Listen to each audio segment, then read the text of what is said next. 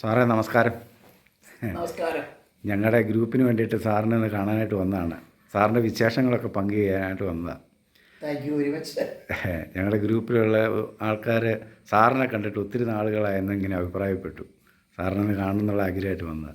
Sir Uzhoor എത്ര വർഷം പഠിപ്പിച്ചു സാറേ? ഉഴൂർ 5 വർഷം. 5 വർഷം. ഏത് വർഷം? പറയാം. 89 ഇവിടെ വന്നു.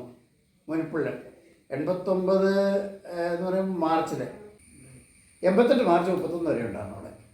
88 മാർച്ച് 31. 88 ജൂണിൽ ഇങ്ങോട്ട് മുനിപ്പിലേക്ക് പോന്നു. 89 ബാച്ച് ഇവിടെയാണ് എനിക്ക്. അപ്പോൾ ഇതാണ് കറക്റ്റ്. നീ ചോദിച്ചാൽ ഇനി മാർക്ക് പോകാൻ. സാറ് ഇംഗ്ലീഷ് അല്ലായിരുന്നു ഉഴൂർ പഠിച്ചത്? Social science English. 2 വിഷയം. മോനപ്പള്ളിയിൽ നിന്നാണ് സാർ അങ്ങോട്ട് വന്നത്? അല്ല, ഞാൻ കോട്ടയത്ത് നിന്നാണ്. മോനിപ്പള്ളിയിൽ മോനിപ്പള്ളിയിൽ നിന്ന് കോട്ടയത്തിന് തന്നെ ട്രാൻസ്ഫർ ചെയ്തു. മാനേജ് കോട്ടയത്തിന് ട്രാൻസ്ഫർ ചെയ്ത് കഴിഞ്ഞാൽ ഒരു കൊല്ലം അവിടെ ഉണ്ടായിരുന്നു. അത് കഴിഞ്ഞ് പിന്നത്തെ വർഷം ഞാൻ ഉള്ളൂർക്ക് പോകും. എനിക്ക് അവർ ഉള്ളൂർ തന്നു. പോകുന്നു എന്ന് പറയുന്നതിൽ അർത്ഥമില്ലല്ലോ, അവർ തന്നു. അത് കഴിഞ്ഞ് ഞാൻ അവിടെ നിന്ന് മോനിപ്പള്ളിക്ക് ചോദിച്ചു, പല പ്രാവശ്യം ചോദിച്ചു. അപ്പോൾ കുരിശുമൂട്ടിലച്ഛൻ ഞാൻ ചോദിച്ചപ്പോൾ എന്നോടൊരു കാര്യം പറഞ്ഞു. സാറിന് ഇനി ഒത്തിരി വർഷങ്ങളുണ്ട്. ഇനി ഞാനിപ്പോൾ മോനിപ്പള്ളിക്ക് തരാൻ എനിക്ക് ബുദ്ധിമുട്ടില്ല. പക്ഷേ ഇങ്ങനെ പറഞ്ഞൊരു കാര്യം എനിക്കത് വളരെ സന്തോഷമുണ്ട്. സാറൊരു നല്ല സാറാണെങ്കിൽ കുഴപ്പമില്ല. നേരെ തിരിച്ചാണെങ്കിൽ ആ പിള്ളേരുടെ കഷ്ടകാലമല്ലേ ചോദിച്ചു. അല്ലെങ്കിൽ സാറ് ഭയങ്കര അടിയായിരുന്നെന്നാണ് പറഞ്ഞത്. കഷ്ടം അടിക്കുമായിരുന്നു. ഞാനതിവിടെ പിള്ളേരോട് പറഞ്ഞു. എന്താണെന്ന് ചോദിച്ചാൽ വേറെ ഒന്നുമല്ല, എൻ്റെ ചിന്തയിൽ തെറ്റാണ് അവർ ചെയ്യുന്നത് എന്ന് തോന്നിയാൽ ഞാൻ അതിനെ ശിക്ഷിക്കാറുണ്ട്. അല്ലാതെ മനഃപൂർവ്വമായിട്ട് ആരും ഞാൻ തല്ലിയിട്ടില്ല. തല്ലാറുണ്ട്. അല്ലാതെ വാത്സല്യത്തോടെയുള്ള അടിയാണല്ലോ, അതുകൊണ്ട് ആർക്കും പിള്ളേർക്ക് വിരോധമില്ലല്ലോ. അത് തല്ലിയിട്ടുണ്ട്. അതിപ്പം ചിലരെല്ലാം അങ്ങനെ അന്നിപ്പോൾ വിരോധം വെച്ചിട്ട് കാര്യമില്ലല്ലോ. ഈ ഒരു കാര്യം പിള്ളേരെ തല്ലു അവരനുഭവിക്കാന്നുള്ളതേ ഉള്ളൂ. പക്ഷെ നമ്മൾ മനസാക്ഷി വിട്ട് ഒരു ഇത് ചെയ്തിട്ടില്ല.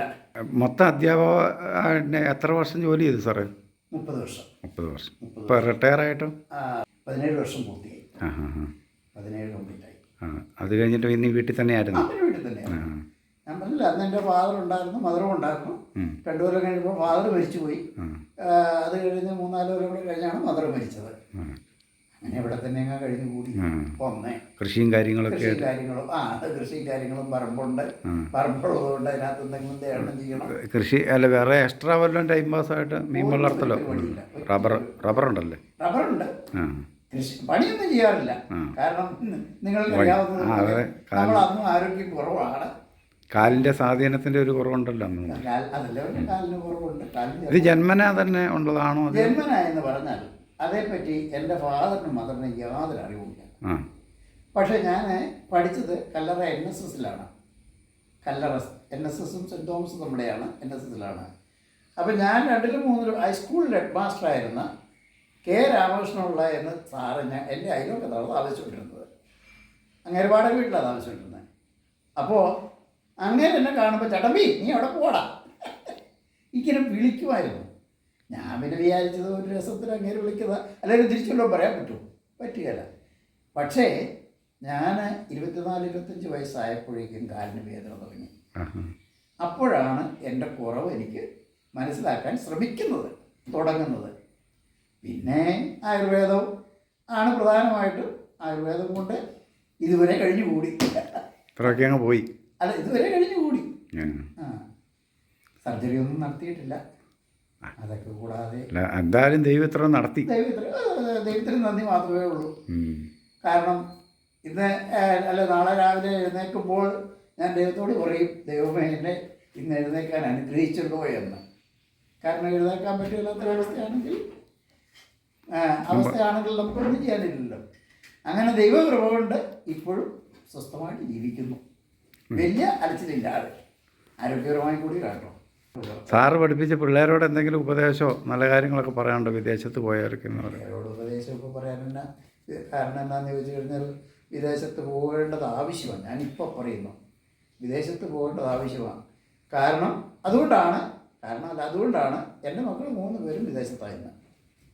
3 പെൺകുട്ടികളാണ്. അവർ 3 പേരും വിദേശത്താണ്.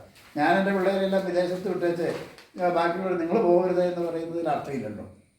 കാരണം ഇപ്പോഴത്തെ സാഹചര്യം അങ്ങനെയാണ്, പല കാരണങ്ങളാലും. അതുകൊണ്ട് നിവൃത്തിയുണ്ടെങ്കിൽ നിങ്ങൾ അല്ലെങ്കിൽ നിങ്ങളുടെ അനന്തരഗാമികളെ നിവൃത്തിയുണ്ടെങ്കിൽ വിടുക എന്നേ ഞാൻ പറയുന്നു.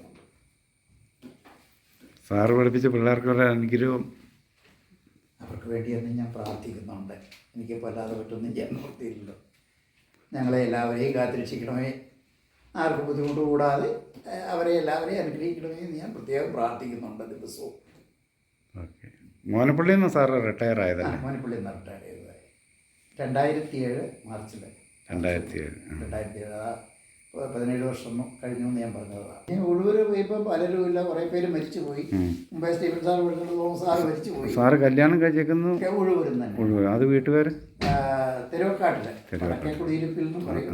ഇവിടെയൊക്കെ അത് ഉഴൂർ വെച്ചാണ്. ഞാൻ ചിലരോട് തമാശയായിട്ട് പറയും, ഉഴൂർ പഠിപ്പിക്കാൻ പോയോണ്ട് അവിടുത്തെ പെണ്ണിനെ കിട്ടി. അവിടെ പഠിപ്പിച്ചോണ്ടിരുന്നപ്പോഴാണ്? അവിടെ പഠിപ്പിച്ചോണ്ടിരുന്നപ്പോഴാണ്. 87 ഫെബ്രുവരിയിലായിരുന്നു എൻ്റെ വിവാഹം. അപ്പോൾ ലേറ്റ് മാരേജ് ആയിരുന്നു? Late marriage. ഓക്കെ.